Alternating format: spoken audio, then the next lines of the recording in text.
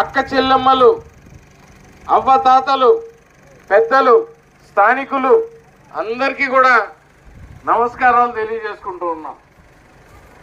ఈరోజు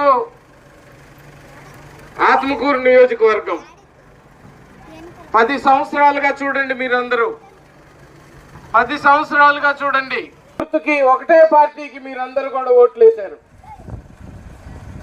4 దఫాలు వేశారు వాళ్ళకి, ఎమ్మెల్యేగా, ఎంపీగా, మళ్ళీ ఎమ్మెల్యేగా బై ఎలక్షన్స్ లో. ఏం చేశారు మీకు వాళ్ళు? మొదటిసారి ఓటేయించుకొని వాళ్ళు చెప్పిందల్లా మన ప్రభుత్వం కాదు, రేపు మన ప్రభుత్వం వస్తే చేసుకుందామన్నారు. సరే, రెండోసారి ఓట్లేశారు. మేము ఒకటే, మాది ఒకటే కుటుంబం అని చెప్పుకునేటటువంటి వైఎస్ జగన్మోహన్ రెడ్డి గారే ముఖ్యమంత్రి అయ్యారు. అంతటితో ఆగలేదు.